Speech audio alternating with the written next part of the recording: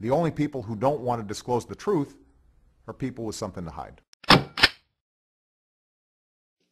I'm going to keep my promise. Listen, folks, write some of this stuff down. Listen to this. Go back and get the podcast if you can't write it if you're driving. I told you I'd give you a quick Sheriff Arpaio Zulo investigation update. And here's the deal. You're going to have to listen. If you're intelligent, and 99.8% of our folks that listen to the show are very intelligent.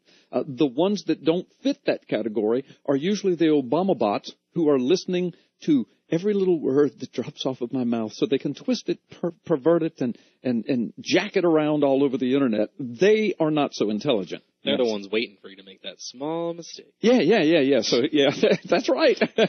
and they help to keep me honest as well. But the rest of you are going to have to kind of listen carefully, kind of read in between the lines. But here's the deal. I haven't had time to post this yet because all of this just kind of came to me before we went on the air. But just go to Google and you can put in these words. Sheriff Joe Arpaio investigation was intended to discredit, judge says. That's the headlines of an article right out of Arizona, ABC 15, Arizona. Sheriff Arpaio's investigation was intended to discredit, a judge says. If you've been keeping up with this, you know that a federal judge has hauled Sheriff Joe Arpaio into his court under the pretense of Sheriff Arpaio failing to uphold some laws or skirting federal laws on immigration, et cetera, racial profiling, et cetera. But if you've been keeping up with this, you know that what has happened is the judge has outed Arpaio and a confidential informant that Arpaio had been doing some work with. The guy's first name is Dennis. I think his last name's escaped me right now, but I'll think of it in a moment. But has some connections to the federal government, CIA, et cetera, some information systems, government reams of government information. And in that information, the judge claimed was something pointing to the fact that Arpaio might have been investigating this judge. Listen, I don't have time to go into all the details. You need to read that article. Sheriff Joe Arpaio's investigation was intended to discredit. But when you read it, you're going to hear about this confidential informant and going to hear accusations of Arpaio using a private investigator on this judge, which is not true. Arpaio didn't run any investigation on this judge, but there are reams and reams, terabytes of reams of information that Arpaio and these guys have, and through this confidential informant and other things. But there was apparently, there were people involved in tracking information and collecting information on citizens, including judges and including law enforcement officials, et cetera, around the nation, coming right out of our government offices. And apparently Arpaio and Zulo are privy to a lot of that. And so, but see, this collection of that kind of information has now been deemed illegal, not for Arpaio and Zulo, but for the government to even do that. See? And so read the article and please remember this. These CIA documents that are being spoken of in this investigation, this court case, Maricopa County Sheriff's Office didn't make this stuff up.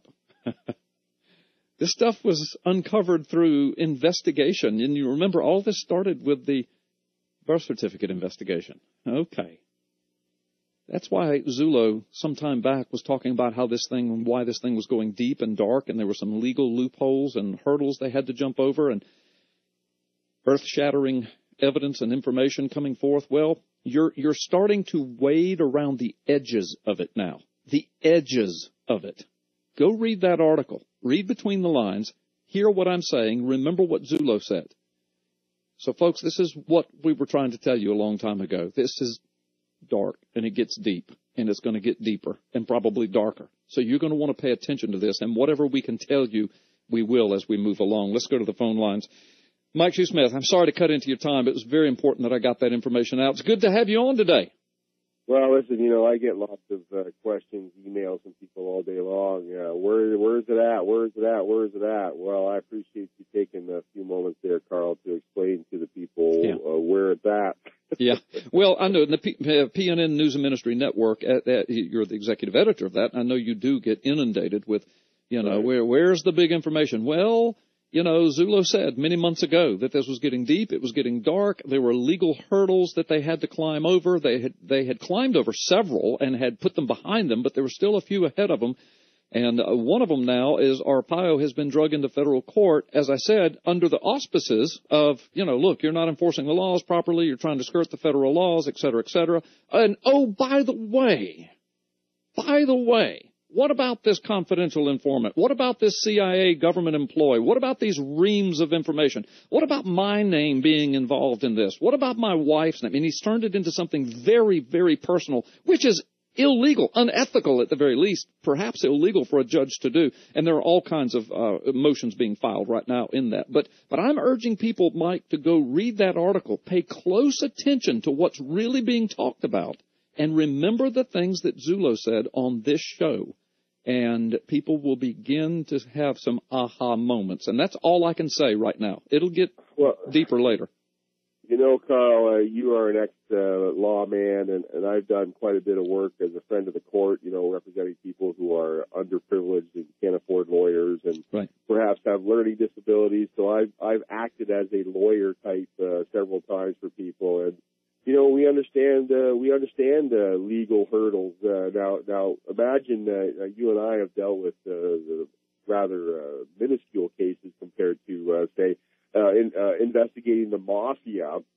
And here we have these people with the FBI and you know, Canadian services infiltrating crime syndicates and spending years and years with these people, you know, befriending them, becoming godfathers to their children, spending upwards of a decade investigating the mafia and so on, crime syndicates. And then finally, after a decade or more, dropping the hammer on them and finally making arrests. And you know, now even that is minuscule compared to investigating what Arpaio and Zullo are tasked with investigating. And people want it done right now. We want it done today. Tell us what you know. Reveal everything. And we're like, man, think about who we're talking about here. We're talking about the President of the United States. I would argue the most powerful man on earth. Right. And the government agencies connected to him and under his direct authority, some of them law enforcement agencies. So, I mean, you know, this is huge stuff. And Zullo and Arpaio have said many times, I mean, Arpaio has said it on Fox News, Zullo has said it right here and on PNN and other media sources, that they know some really dark, deep, dirty stuff. And right, and I get emails all the time. Well, well, Obama's going to be out by the time. Well, you know, I have never heard Zullo or Arpaio say that their intention was to oust a sitting president. Right. That has never been their stated goal. They're investigating a fraud against the American people, and it's up to Congress to do their job. And listen, I've said it before, and I'll say it again.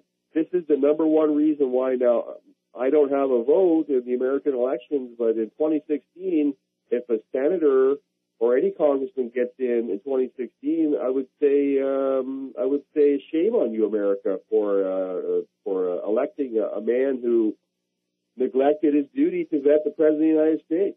Yeah. No, you're right, because there is not a single congressman that I'm aware of that made any real effort, real screaming and hollering to vet the man that's in the White House, at least to the extent that they vetted John McCain with a Senate investigation. That's all I've ever asked for. Do the same thing with Barack Obama that you guys did to John McCain.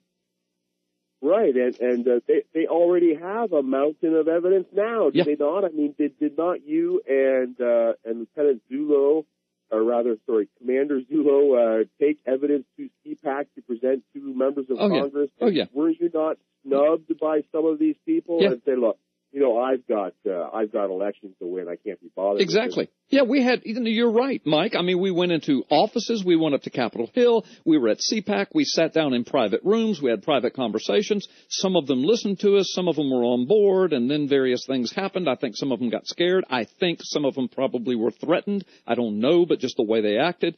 Others, as you said, looked us in the eye and said, look, I see what you have. I believe it. I understand it. I know something stinks to high heaven, but I'm not going to touch it because I want to run for office. I mean, it's like it's all about me and my little 2-year political office rather than about this nation. And now that was a couple of years ago at CPAC. Right. Look where we are now. Look what's happened in the Middle East. Look what's going on with ISIS. Look what's going on at our borders. Look what's going on with our medical system. And that's because, well, Alan West was one of them. Looked us in the eye and said, well, I want to run for office, and I don't want to talk about this, which is a reason why I would never vote for Alan West. That's just me. I mean, folks listening, if you want to support him, go ahead, but I know something about him you probably don't know. Well, you do now. The only people who don't want to disclose the truth are people with something to hide.